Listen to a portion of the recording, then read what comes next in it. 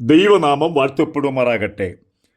യേശുക്രിസ്തുവിൻ്റെ വീണ്ടും വരവും പ്രവചന പഠനമെന്ന 279 ഭാഗത്തേക്ക് ഏവരെയും പ്രാർത്ഥനയോടെ ക്ഷണിച്ചുകൊള്ളുന്നു.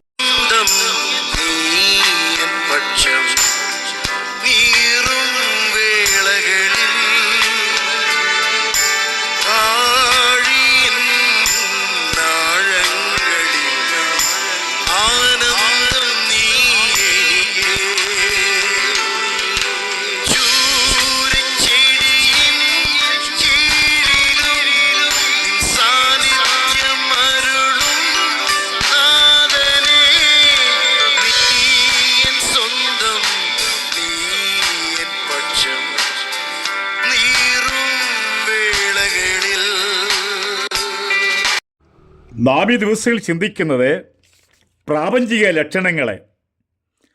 അതിലൊരു ഭാഗമാണ് അഴിമതി വർദ്ധിക്കും അല്ലെങ്കിൽ കൈക്കൂലി. ഇന്ന് നടക്കുന്ന അഴിമതി, കൈക്കൂലി വർദ്ധിക്കുന്നു. ഒരു ഗവൺമെൻറ് ഉദ്യോഗസ്ഥന് മാന്യമായ ഒരു കുടുംബത്തിന് ജീവിക്കുള്ള ശമ്പളം നമ്മുടെ സർക്കാർ കൊടുക്കുന്നുണ്ട്. അദ്ദേഹം പെൻഷൻ പറ്റിയാലും അദ്ദേഹത്തിൻ്റെ മരണം വരെയും പെൻഷനും മാന്യമായി ലഭിക്കും. അല്ല, താൻ മരിച്ചു കഴിഞ്ഞാൽ തൻ്റെ ഭാര്യ ഉണ്ടെങ്കിൽ ആ പെൻഷൻ തൻ്റെ ഭാര്യയ്ക്കും കൈമാറും. ഇതാണ് ഗവൺമെൻറ്റിൻ്റെ നിയമം. ഞാൻ പറഞ്ഞതുപോലെ മാന്യമായി ജീവിക്കുവാൻ നല്ല ശമ്പളം നമ്മുടെ ഇന്ത്യ ഗവൺമെൻറ്, കേരള ഗവൺമെൻറ് കൊടുക്കുന്നുണ്ട്. എന്നിട്ട് എന്തിനാ പാവപ്പെട്ട മനുഷ്യനെ അവൻ്റെ ഒരു ചെറിയ കാര്യത്തിന് വേണ്ടി കൈക്കൂലി വാങ്ങിക്കുന്നത്? എത്ര മഹാപാപം! ദൈവം ഒരിക്കലും ക്ഷമിക്കാത്ത പാപമാണ് കൈക്കൂലി. നമ്മുടെ ഇലക്ഷനൊക്കെ വരുന്ന സമയത്ത് ഞാൻ ഇവരുടെ പ്രചരണ പ്രസംഗം വളരെ ശ്രദ്ധിക്കും.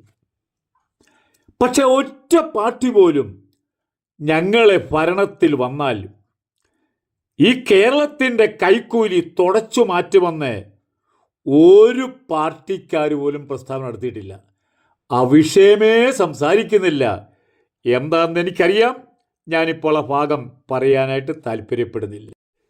എത്രയോ മാന്യന്മാരായ ഗവൺമെൻറ് ഉദ്യോഗസ്ഥന്മാർ കൈക്കൂലി വാങ്ങിച്ചതിൻ്റെ കെറോഫിൽ ജോലി നഷ്ടപ്പെടുകയും ഇന്ന് അനേക ജയിലിൽ അവർ കിടക്കുകയാണ്. എന്തേ? വല്ലവൻ്റെ പണം വാങ്ങിച്ചു. ഇതും ഒരു ദൈവത്തിൻ്റെ ശിക്ഷയാണെന്നുള്ള കാര്യം ഓർപ്പിക്കുവാൻ ഞങ്ങൾ ബാധ്യസ്ഥരാണ്. ബൈബിളിൽ ഏറ്റവും ഒരു വലിയ പാപമാണ്, മഹാപാപമാണ് കൈക്കൂലി. അതിനെപ്പറ്റി ജെരമ്യാ പ്രവചനം 17-ാം അധ്യായം 13-ാമത്തെ വാക്യത്തിലെ ഭാഗങ്ങൾ, ന്യായമായിട്ടല്ലാതെ പണം സമ്പാദിക്കുന്നവർ ന്യായമായി സമ്പാദിക്കാം, മാന്യമായി സമ്പാദിക്കാം.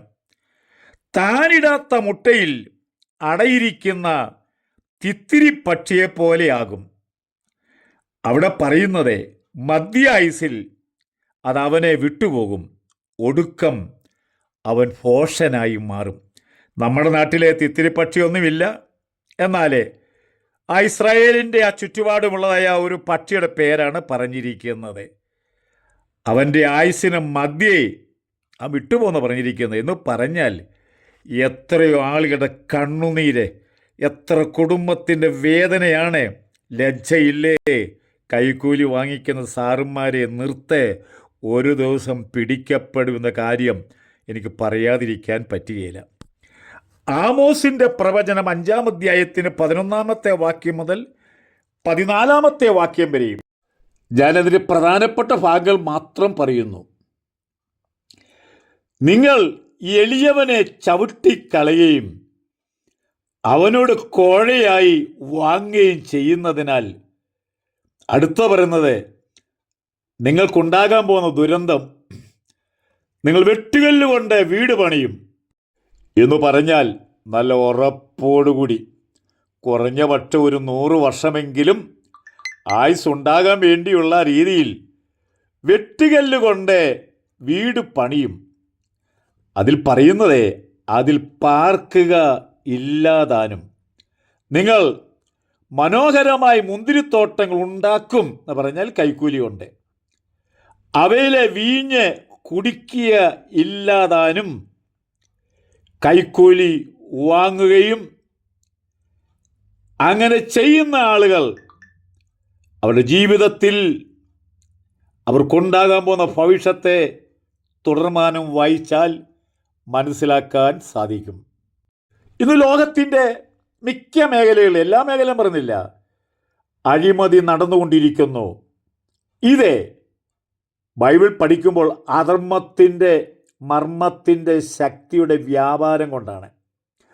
2 തെസ്സലോനി 2-ാം അധ്യായം 7-ാമത്തെ വാക്യം. ഇതാണ് അഴിമതി കൈക്കൂലിയുടെ സംക്ഷിപ്തമായ ഒരു ചെറിയ രൂപരേഖ മാത്രമേ പറഞ്ഞിട്ടുള്ളൂ. ധാരാളം പറയാനുണ്ടെങ്കിലും എൻ്റെ സമയത്തിനുള്ളിൽ ഞാൻ ക്രമീകരിക്കേണ്ടതാണല്ലോ.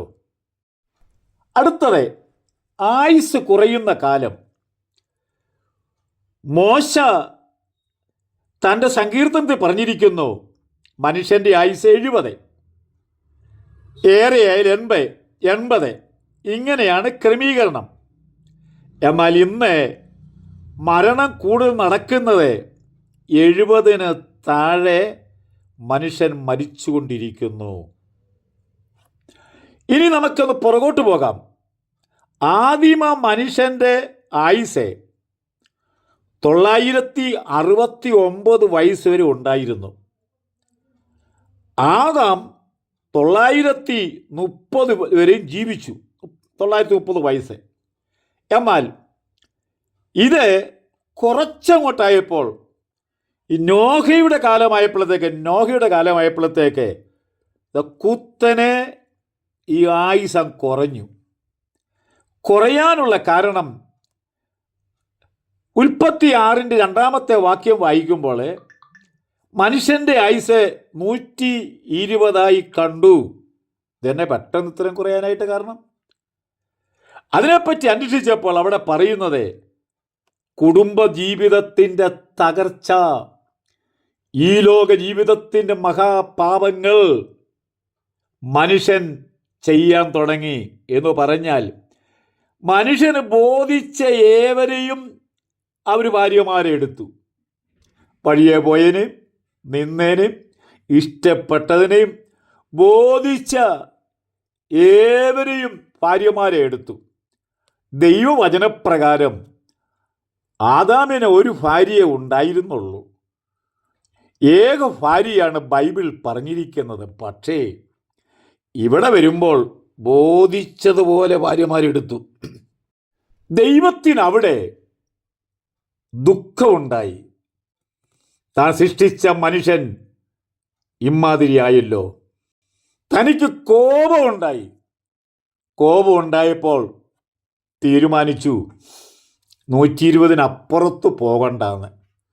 ഇന്ന് 120 വയസ്സിൽ ജീവിച്ചവർ കാണുമായിരിക്കും.